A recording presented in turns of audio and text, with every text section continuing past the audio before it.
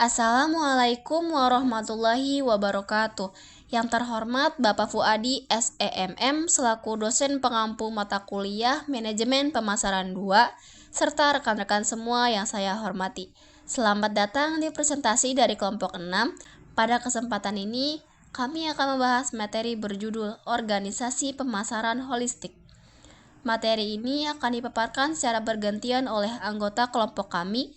Baik, tanpa berlama-lama, mari kita simak pemaparan materi. Yang terhormat Bapak Fuadi SEMM dan teman-teman yang saya banggakan.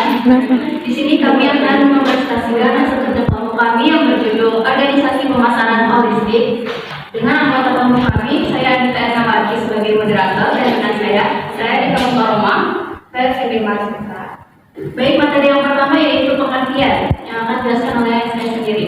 Pemasaran holistik adalah pendekatan strategis yang menyatukan semua aktivitas dan proses pemasaran dalam suatu organisasi untuk menciptakan nilai secara baik dan konsisten bagi pelanggan, karyawan, mitra bisnis, serta masyarakat luas. Sedangkan pengertian organisasi pemasaran holistik itu intinya cara mengatur dan menjalankan pemasaran dengan melibatkan semua bagian perusahaan dari mulai karyawan sampai mitra, supaya pelanggan mendapatkan pengalaman yang baik dan memberikan usaha yang berkembang. Materi selanjutnya yaitu tujuan yang akan dijelaskan oleh Bapak Roma pada diskusi menjelaskan. Terima kasih moderator. Baik, di sini saya akan menyampaikan mengenai tujuan dan peran setiap bagian dalam organisasi pemasaran holistik. Yang pertama itu ada tujuan. Tujuan yang pertama itu adalah menyelaraskan strategi pemasaran dengan tujuan organisasi secara keseluruhan. Jadi di sini tuh tim pemasaran itu tidak berdiri sendiri, tapi juga menyelaraskan dengan visi dan misi perusahaan. Dan yang kedua itu adalah meningkatkan efisiensi dan efektivitas pemasaran. Jadi tujuan dari organisasi pemasaran holistik ini tuh ketika kita melakukan promosi itu promosinya itu tepat sasaran dan nggak membuang sumber daya yang ada. Dan yang ketiga itu ada membangun nilai jangka panjang. Organisasi pemasaran holistik ini tuh kayak apa ya? Dia tuh bukan cuma bertujuan untuk membangun nilai jangka pendek, tapi juga kayak jangka panjang, kayak contohnya tuh kayak membangun hubungan dengan pelanggan dan peran-peran penting lainnya. Dan selain itu ada peran dan fungsi setiap bagian dalam organisasi pemasaran holistik. Yang pertama itu ada tim pemasaran, menjadi pusat strategi dan koordinasi komunikasi merek dan bertanggung jawab atas pesan yang konsisten ke seluruh pemangku kepentingan. Jadi tim pemasaran itu sebagai pusat strategi koordinasi komunikasi merek. Jadi ketika ada kayak pesan atau kampanye yang mau disampaikan itu harus lewat tim pemasaran. Karena apa? Karena tuh biar nggak ada miskomunikasi dan si pesan itu jadi konsisten dan kayak tepat sasaran. Terus yang kedua itu ada sumber daya manusia.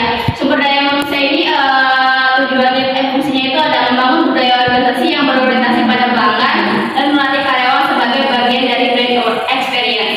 Jadi brand experience ini contohnya ketika suatu perusahaan memiliki kayak karyawan itu harus memiliki citra brand itu sendiri. Contohnya nih kayak misalkan itu brand skincare yang buat jerawat gitu kan. Jadi si karyawan itu ketika berkomunikasi dengan pelanggan, dia tuh harus menyampaikan itu kayak ada kesan tersendiri gitu loh tentang terkait sama skincare ini.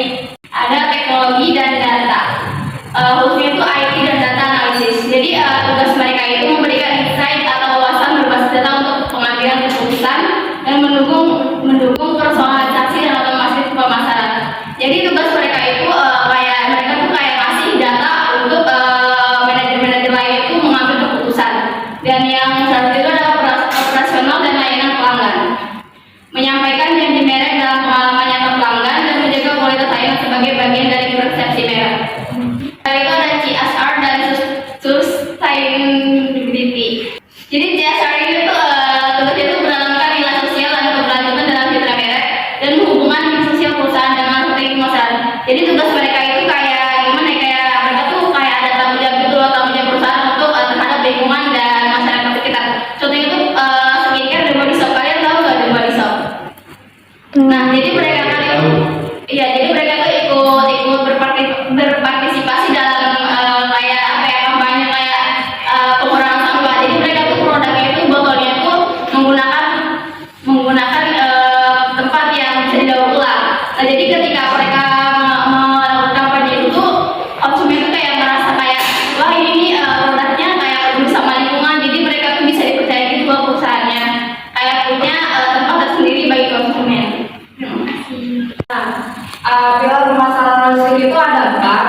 yaitu yang pertama pemasaran terpadu, yaitu mengkoordinasikan semua aktivitas pemasaran, iklan, promosi, digital marketing dan lain-lain agar selaras dalam mendukung suatu satu sama lain. Nah, jadi ini tuh bertujuan untuk biar si perusahaan ini memiliki satu tujuan, jadi tidak melenceng gitu dari satu tujuan ini, dan untuk mendukung juga pengalaman konsumen agar tetap konsisten.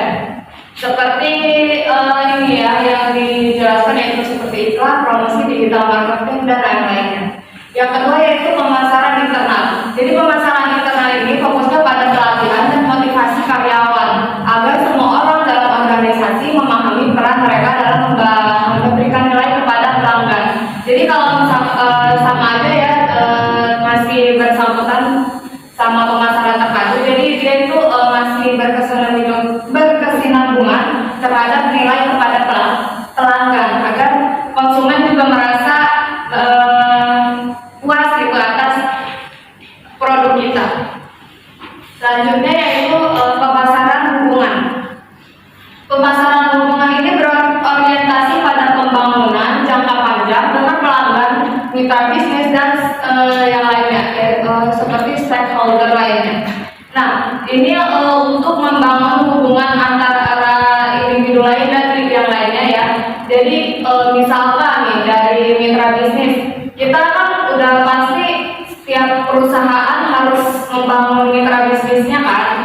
Kita untuk membantu untuk mengembangkan si perusahaan ini. Nah, tujuannya itu untuk meningkatkan loyalitas pelanggan, menciptakan kerjasama yang baik untuk jangka panjangnya. Yang selanjutnya itu pemasaran kinerja, menilai hasil kegiatan pemasaran berdasarkan dampak terhadap bisnis, sosial, dan lingkungan.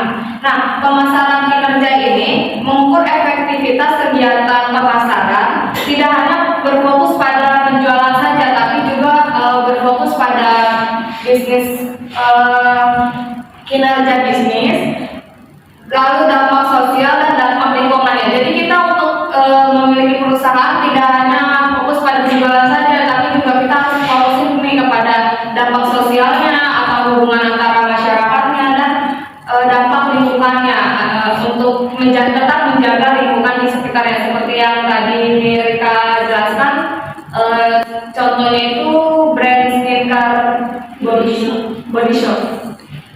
Dia kan itu cinta lingkungan kita ya kan, untuk menjaga lingkungan tetap baik aja. Nah, selanjutnya adapun tantangan dan solusi organisasi pemasaran holistik. Nah, di tantangan ada 4, yaitu silo antara departemen. Nah, silo antara departemen ini terjadi karena kurangnya komunikasi antara satu departemen dan departemen yang lainnya. Nah, yang kedua yaitu komunikasi tidak efektif. Kalian juga kalau misalkan komunikasinya kurang, sudah pasti menjadi hambatan gak sih kalau misalkan dalam pekerjaan? Nah, komunikasi itu sangat penting ya. Jadi dalam organisasi pemasaran holistik ini perlu banget komunikasi yang efektif. Yang ketiga yaitu resistensi terhadap perubahan. Nah, resistensi terhadap perubahan itu seperti anggota organisasi enggan menerima pendapat baru, terutama jika terbiasa dengan sistem tradisional atau kurangnya menerima budaya baru gitu. Resistensi terhadap perubahan ini sering banget terjadi karena perubahan yang drastis, terutama pada era sekarang yang teknologinya sangat pesat. Nah, yang keempat yaitu budaya organisasi tidak mendukung. Tidak adanya nilai-nilai yang mendorong kerjasama lintas fungsi dari orientasi pada pelanggan.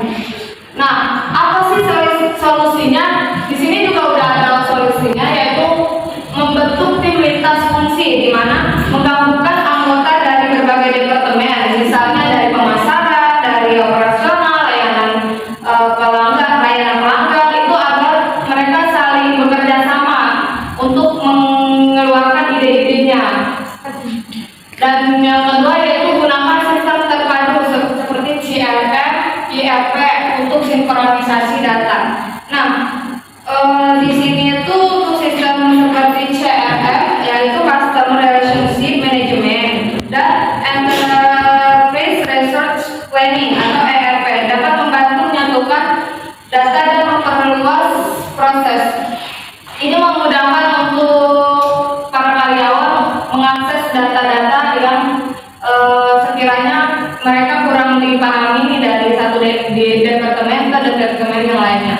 Nah, yang ketiga yaitu dorongan kepemimpinan inklusif dan komunikasi terbuka. Pimpinan harus sebagai pimpinan kita perlu memotivasi terus terhadap karyawan. Jadi si karyawannya juga bisa care gitu ya. Jadi mereka bisa menerima di resesi terhadap perubahan ini. Misalkan ada perubahan kebudayaan ataupun yang lainnya, jadi yang menggerakkan yaitu pimpinannya. Nah, yang terakhir yaitu kembangkan budaya kerja customer centric. Budaya kerja yang selalu berorientasi pada kebutuhan dan kepuasan pelanggan dengan sekadar mengejar target penjualan. Jadi di sini tidak hanya kita fokus untuk mengejar target saja,